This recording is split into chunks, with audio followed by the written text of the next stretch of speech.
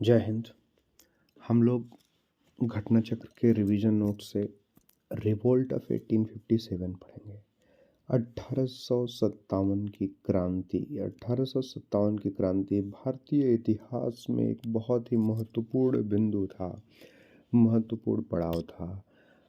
अब in December 1856, the British government decided to replace the old iron-made brown base with new and advanced Enfield rifles. दिसंबर 1856 में उस समय की British सरकार यह निर्णय लेती है कि हम जो ब्राउन बेस है उसको ओल्ड आयरन मेड जो ब्राउन बेस है उसको हटा करके बंद करके नए एडवांस्ड इनफील्ड राइफल्स को स्टार्ट करते हैं।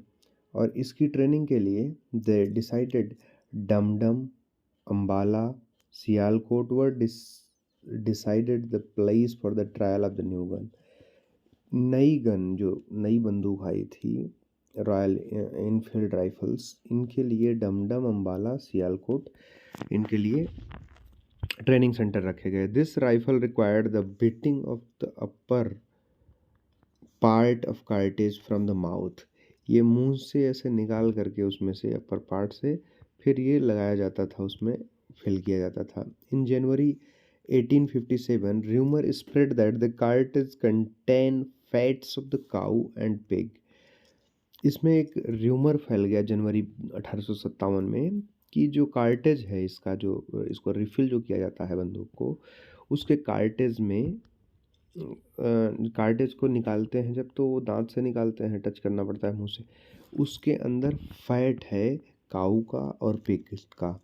देखिए, जो पिग का फैट होता है मांस, उसको हमारे मुस्लिम कम्युनिटी में हराम माना जाता है। और अपने हिंदू धर्म में गाय हमारी माता है ही है, तो यहाँ इसको नहीं वो है। तो बहुत ही गजब तरीके से ये न्यूज आई और दोनों धर्मों के लोगों ने एकदम बढ़िया कंधे से कंधा मिलाकर इसमें लड़ाई लड़ी। अब army officers without any investigation dismiss the rumour as fake news. उन लोगों ने बिना किसी इन्वेस्टिगेशन के इसको कह दिया कि अरे ये फेक है। अब कोई इन्वेस्टिगेशन किए होते, कोई सबूत लाते तो कुछ बात बनती। तो इससे क्या हुआ कि but the soldiers believed this new rifle is an important to an attempt to destroy their religions by Britishers.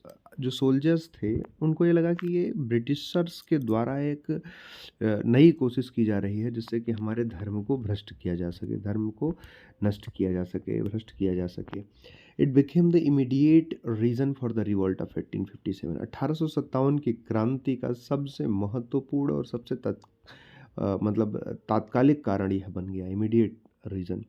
On March 29, 1857, soldiers of Barakpur refused to use the new fat-containing cartridge and 29 मार्च 1857 को जो बैरकपुर के सिपाहियों ने मना कर दिया कि हम इसमें फैट है और इसे हम नहीं यूज करेंगे। और मंगल पांडे ने अटैक कर दिया वहाँ के सर्जेंट मेजर पर, उसकी हत्या भी हो गई, उसका मर्डर हो गया उसी बैरकपुर यूनिट में ही। तो ये main reason of revolt of 1857 was the exploitative policies of the Britishers.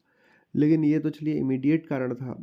Actual जो मतलब ब्रिटिशर्स को लेकर के जो डिसकंटेंट इंडिया में था वो था कि इनके एक्सप्लॉयटेटिव पॉलिसीज़ जो थे ब्रिटिशर्स के, शोषण करते थे ये भारत का। तो उस शोषण का जो तरीका, जो पॉलिसी, जो नियम नीति कानून लाते थे, सारे शोषण वाले थे, तो लोग उससे ऊब गए थे। It was the outflow of all the dissents and grievances. जो डिसकंटेंट और ग्रीवांसेस हुआ था of Indian, all of the sudden as an explosion in the volcano, वो सब एक एक मतलब धीरे बूंद बूंद से भरता रहा और वो जब पाप का घड़ा भर गया तो फट गया वहाँ पे, इन लोगों का ब्रिटिशर्स के खिलाफ हो गया।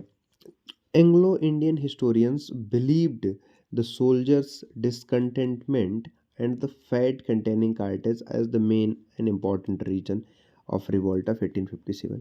जो एंग्लो इंडियन जो मतलब यूरोपीय या अंग्रेजी लोग भारत के थे, उनके इतिहासकारों ने ऐसा माना कि यह सिपाहियों का केवल विद्रोह था और ये फैट वाला जो बात हो था, केवल और केवल यही इम्पोर्टेंट और मेन कारण था।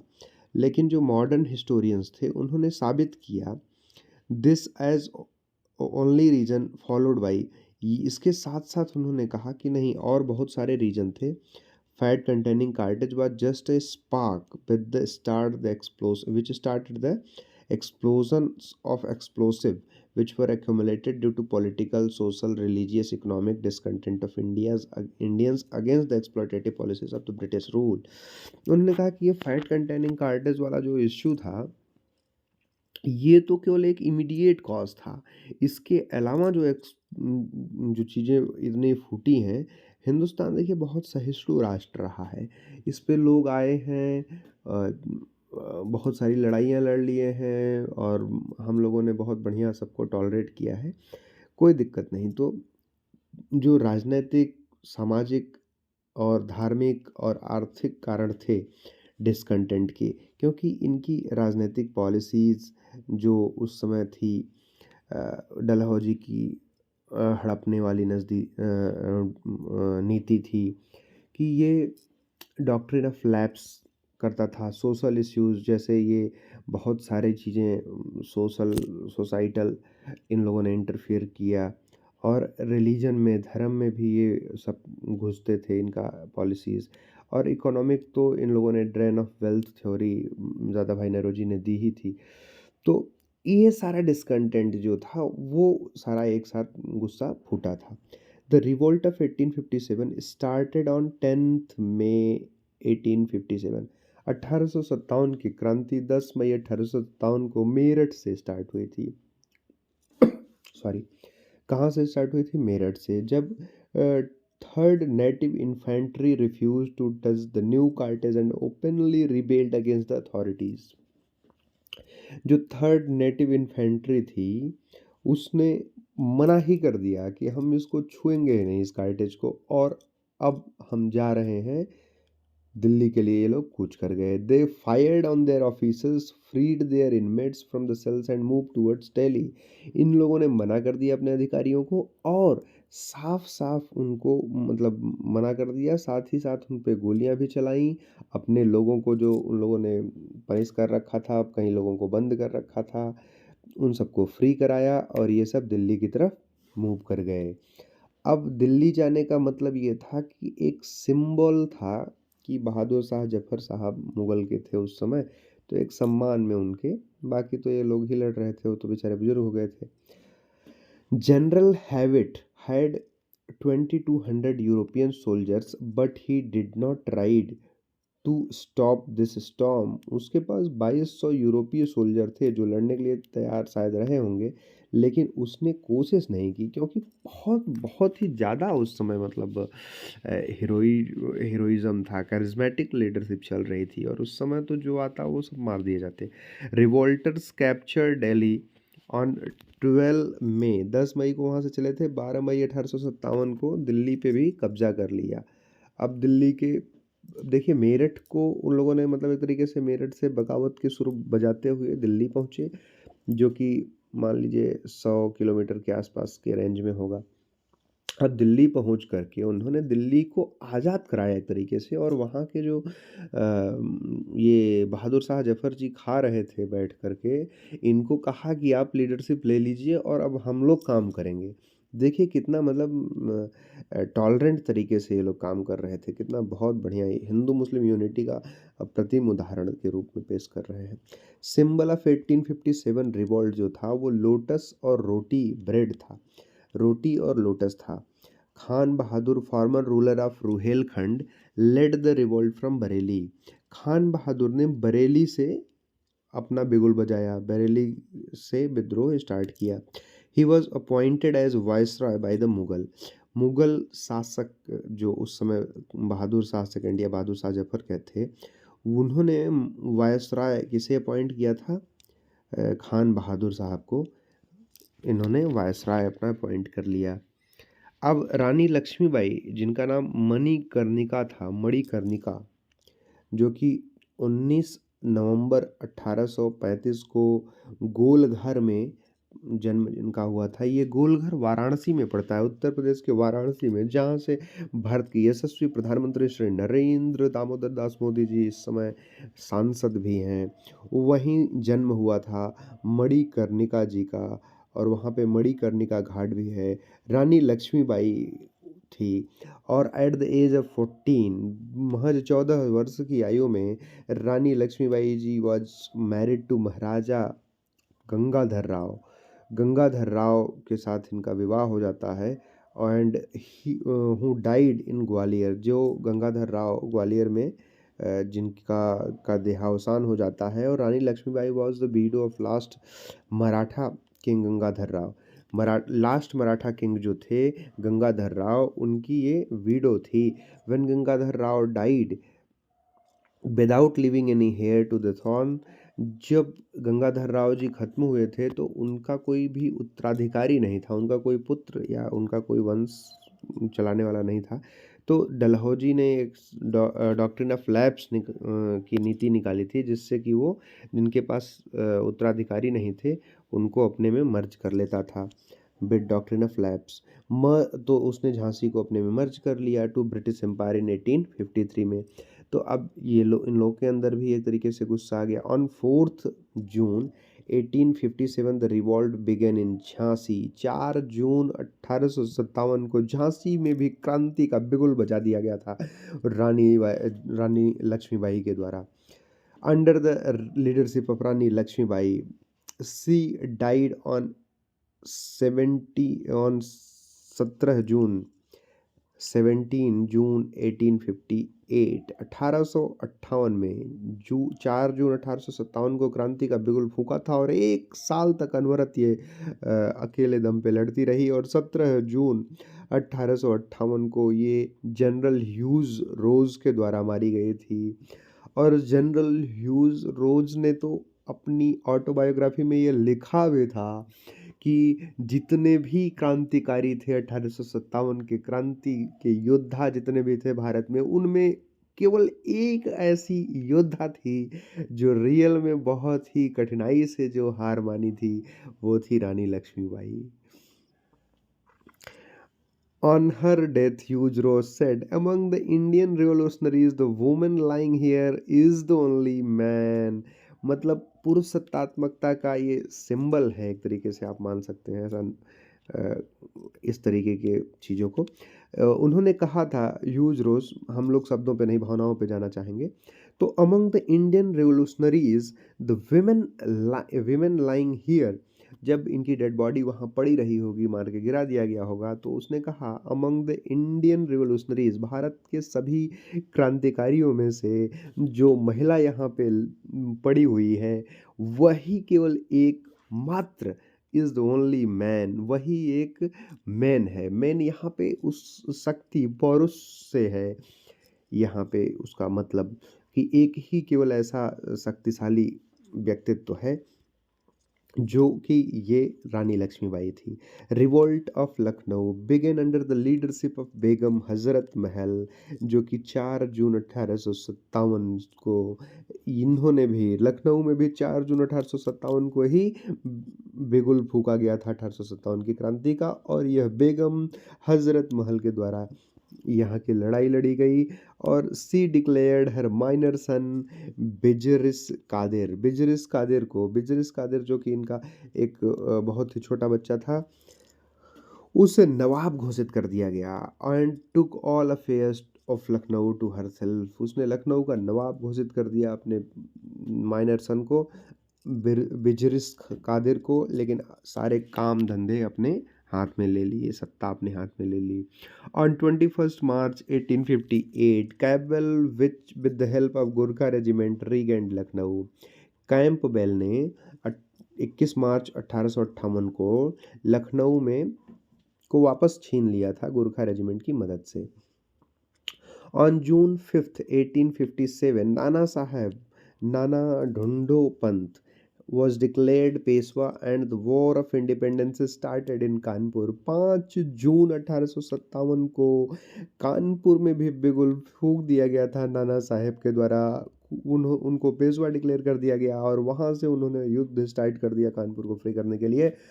ही was helped a lot by commander in chief. उनके कमांडर इन चीफ थे तात्या भाई टोपे। तात्या टोपे जी उनके कमांडर चीफ थे। Who was called the ambassador of the revolt. वो बहुत ही साहसी योद्धा थे और बहुत ही गजब तरीके से उन्होंने युद्ध लड़ा था। The original name of Tatya Tope was Ramchandra Pandurang.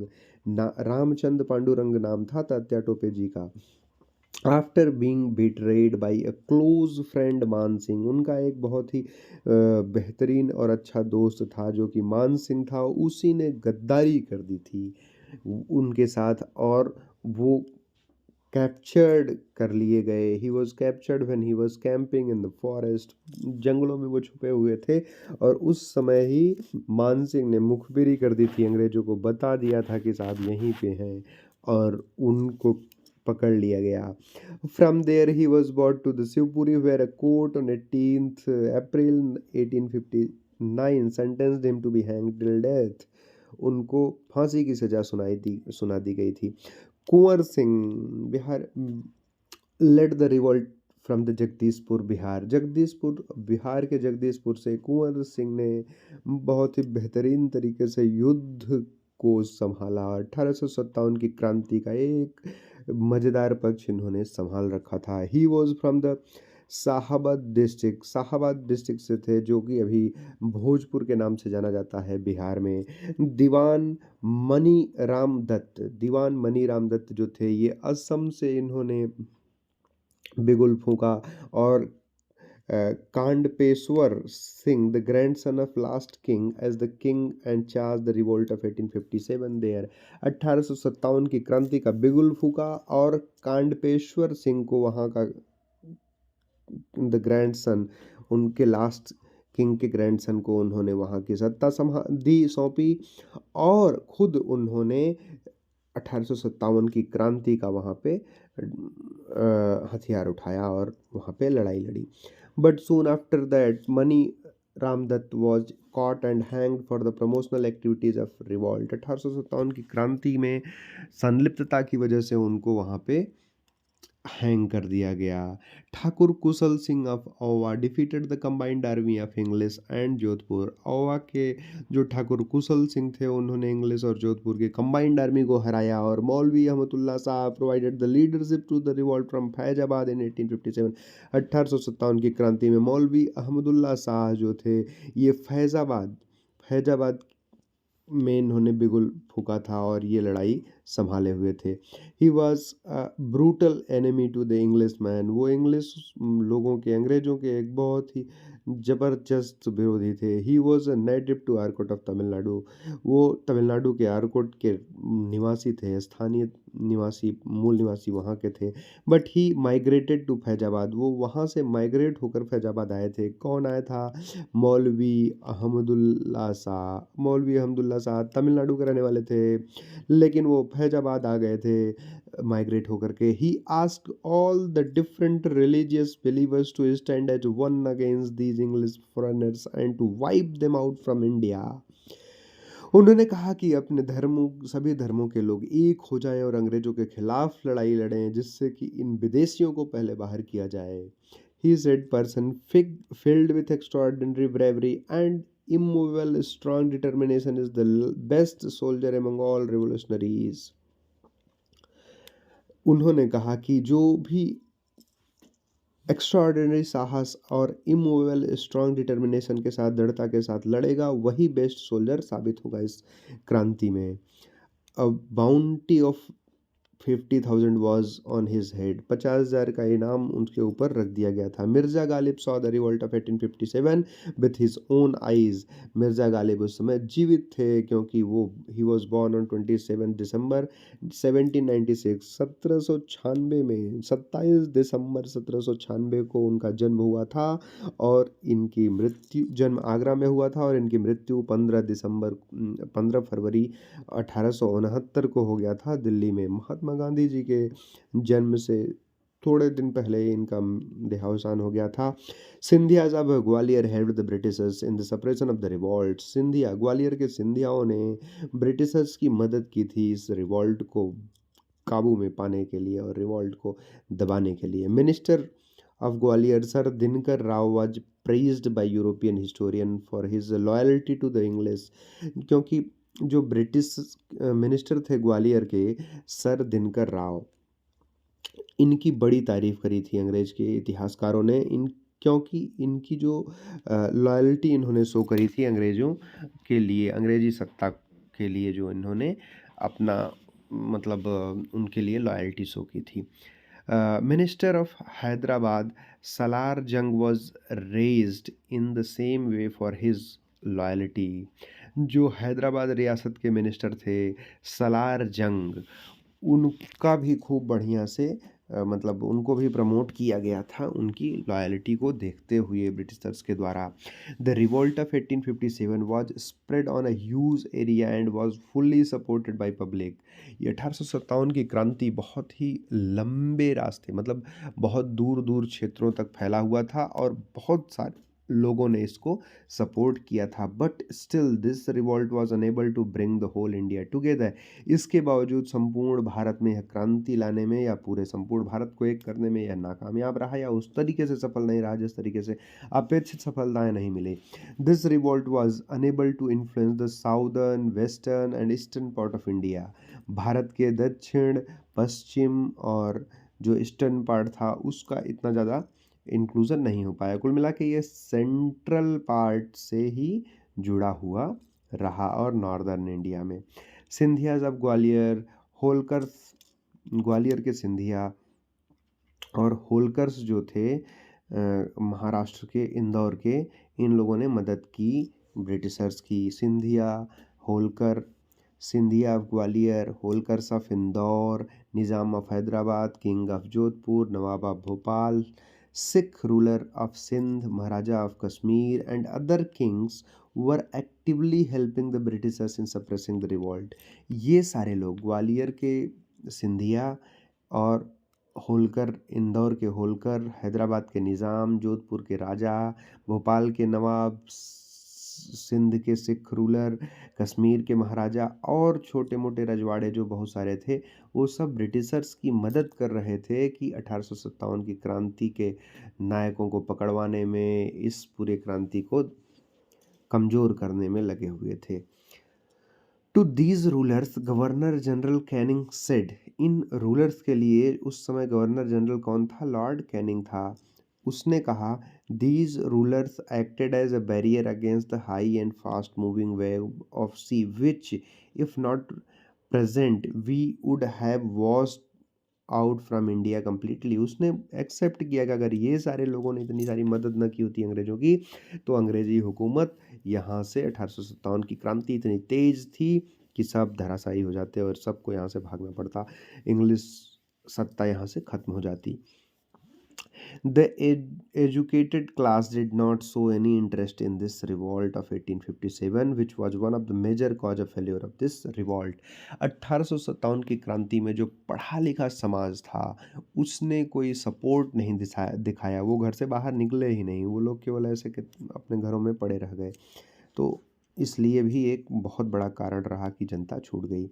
Lord Canning, जो कि 1856 से लेकर 1862 तक भारत के गवर्नर जनरल रहे, was the governor general during the revolt of 1857। 1857 की क्रांति के समय भारत के गवर्नर जनरल लॉर्ड कैनिंग थे और during the revolt he made Allahabad and an emergency headquarter. Allahabad को उन्होंने इमरजेंसी हेडक्वार्टर के रूप में बनाया था जब 1857 की क्रांति हो रही थी, क्योंकि दिल्ली को तो उन्होंने 12 मई 1857 को ही कैप्चर कर लिया था दूसरे दिन ही।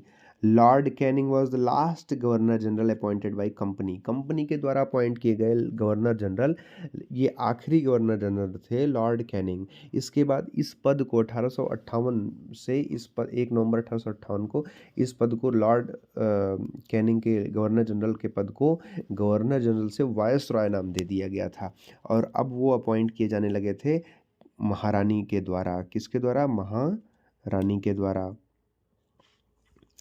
Was the first viceroy appointed by British king. British king या जो ब्रिटिश की सत्ता थी उसके द्वारा अब गवर्नर जनरल नाम हटा करके वायसराय कर दिया गया था। Under the judicial reform Canning through Indian High Court Council Act established high courts at Bombay, Calcutta and Madras. Judicial reforms Canning ने बहुत बढ़िया किया था और उसमें इंडियन हाई कोर्ट एक्ट लाए और उसके तहत बॉम्बे में, कलकत्ता में, मद्रास में, इन 3 जगहों पे हाई कोर्ट की स्थापना की गई थी।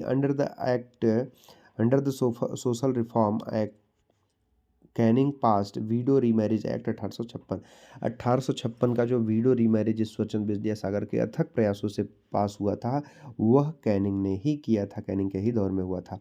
द सिपाही mutiny of 1856 is also known 1857 is known as first war of independence in India and as an mutiny in the England में इसको सिपाही मतलब सिपाही विद्रोह कहा जाता है, जबकि भारत में पहला वॉर ऑफ इंडिपेंडेंस, आज़ादी की पहली लड़ाई के नाम से जाना जाता है।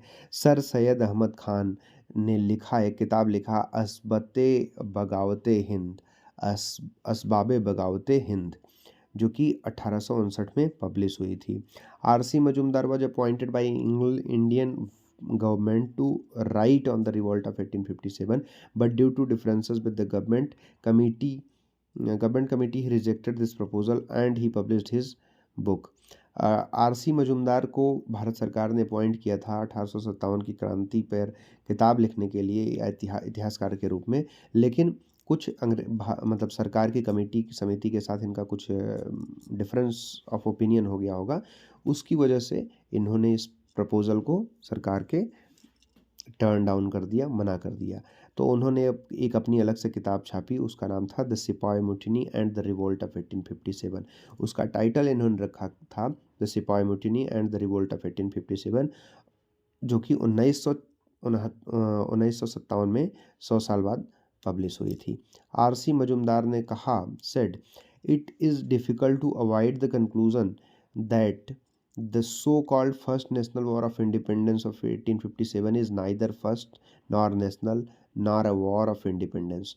उसने कहा कि यह बहुत डिफ़िकल्ट है किसी कंक्लूजन पर पहुंचना, लेकिन जिसे आप लोग पहला स्वतंत्रता संग्राम कह रहे हैं, आज़ादी की पहली लड़ाई 1857 के युद्ध को, वह न पहला था, न राष्ट्रीय था, न नेशनल था, ना ही कोई वॉर था आज़ादी के लिए। मतलब वो तो कम्प्लीटली पहला ना था, ना राष्ट्रीय था, ना कोई लड़ाई ही नहीं थी। उसने कह दिया तो ये तो कोई लड़ाई वॉर ही नहीं था, not a war of independence. Most important outcome of 1857, इसलिए तो सरकार से गड़बड़ा गया था मामला। Most important outcome of 1857 was the queen's proclamation of 1858। This was जो 1857 की क्रांति का इतना बड़ा क्रांति हुआ, वहाँ के जो उस समय के गवर्नर जनरल इतना सारा चीज़ बोल रहे हैं कि भाई अगर ये सारे लोग इतने सारे मदद नहीं करते तो हमारी देश की सत्ता चली जाती।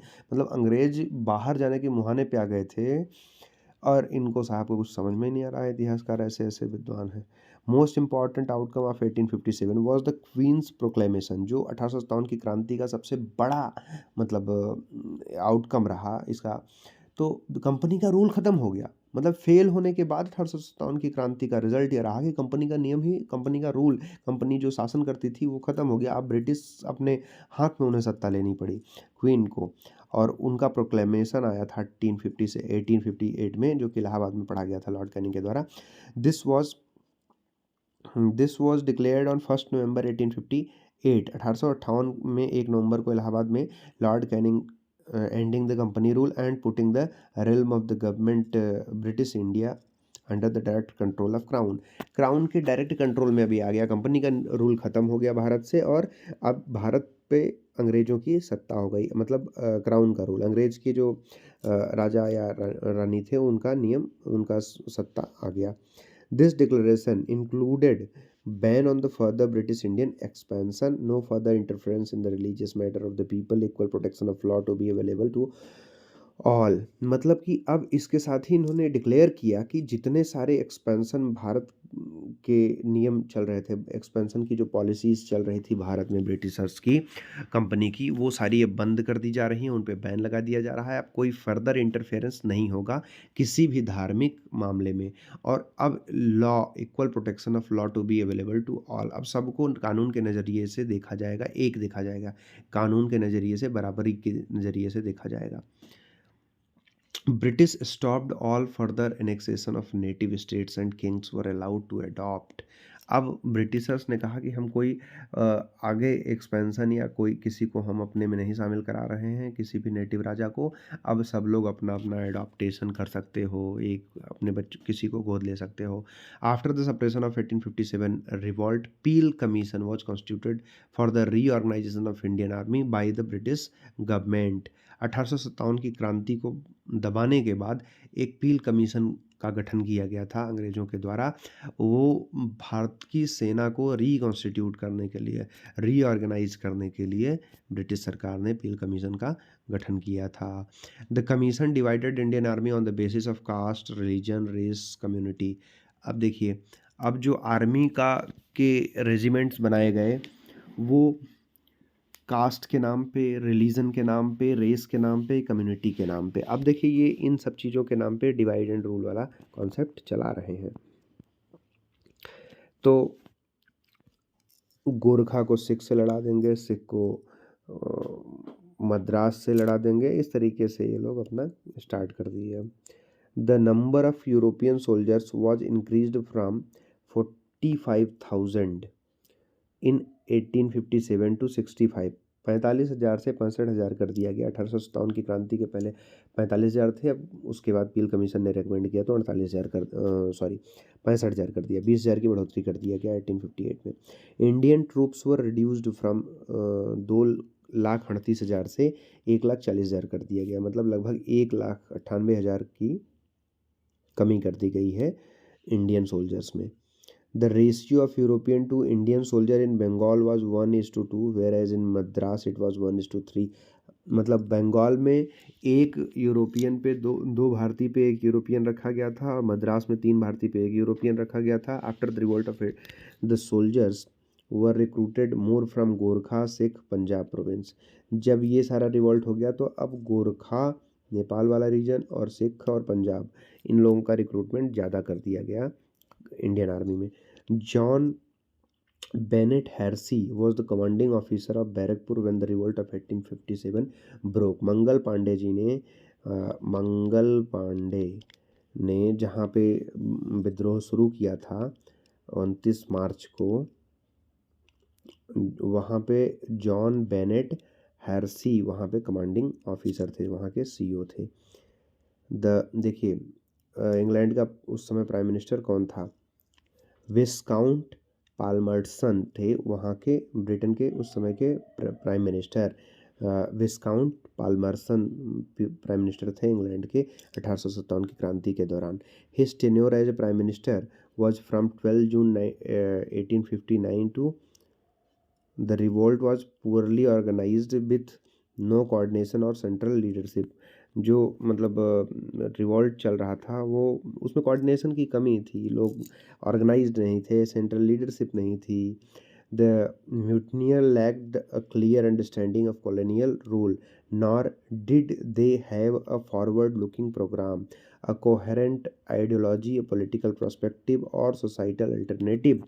जो भी सोल्जर्स वहाँ पे गए थे मुतनी करके वहाँ पे, उनके पास कोई क्लियर अंडरस्टैंडिंग नहीं थी कॉलोनियल रूल को लेकर के, और वो किस तरीके से मतलब आगे क्या करना है, उनके पास कोई प्लान चाक आउट नहीं था, और कोई आइडियोलॉजी नहीं थी, कोई विज़न नहीं था, कोई पॉलिटिकल पर्सपेक्टिव नहीं था, कोई उनके पास राजनीतिक मतलब समझ की कमी थी, और किस तरीके के समाज की व्यवस्था वहाँ पे वो देना चाह रहे थे, वो सारी चीज़ें कोई उनके पास था नहीं। सब अपने अपने लिए केवल वहाँ पे थोड़ा बहुत लड़ रहे थे, लेकिन हाँ, लड़ रहे थे, लड़ना चाह रहे थे, बट कोई ऑर्गेनाइज्ड चीज़ें नहीं थी, लेकिन लड़ तो सब रहे थे। The lack of unity among the Indian prove detrimental for this revolt.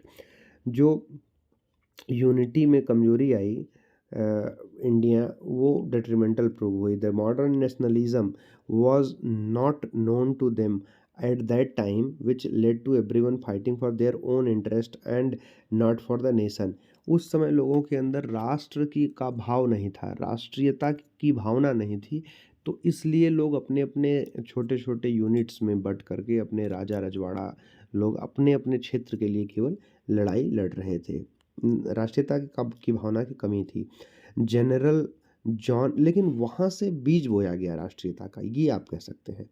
General John Nicholas died on 14 September 1857। जो जनरल जॉन निकोलस थे वो दिल्ली को कैप्चर करने के लिए गए थे और यहाँ पे निकोलसन को मार दिया गया था, ये अपनी जान गंवा दिए। Sir Henry Lawrence, major general Havelock, general Neill, ये लखनऊ में मारे गए। लॉरेंस, हारलॉक और नील 1857 की क्रांति में protecting British residency, British residency को प्रोटेक्ट कर रहे थे। Sir James Outram and W Taylor termed revolt of 1857 as a result of conspiracy of Hindu Muslim. Outram जो थे उस समय, जेम्स आउटरम और डब्ल्यू टेलर, उन्होंने 1857 की क्रांति को बताया कि ये हिंदू मुस्लिम की कॉन्स्पिरेसी का रिजल्ट है। This was a Muslim conspiracy in which the Hindus concerns were used for the revolt. ये मुस्लिमों ने एक क्रांति की है, मतलब कॉन्स्पिरेसी रची है, मुस्लिमों ने कॉन्स्पिरेसी रची है, षड्यंत्र रचा है और हिंदुओं के कंसर्न्स को इन्वॉल्व कर दिया गया है। इनको ये ऊपरी इनको जानकारी नहीं थी, मुझे लग रहा है इनको ये केवल वही देखे क्योंकि उसके पास चले गए थे, बहादुर शाह जफर के पास, और अहमदुल्ला ये सब 4-6 नाम इसको लगा और इसको लगा कि ये सारे लोग कोऑर्डिनेट कर रहे हैं। कोऑर्डिनेट तो यहाँ मेरठ से कर रहे थे लोग, दिल्ली जा कर के लोग तो यही थे, चले भले दिल्ली गए थे। It was only a sipahi mutiny according to the John Lawrence and Sili.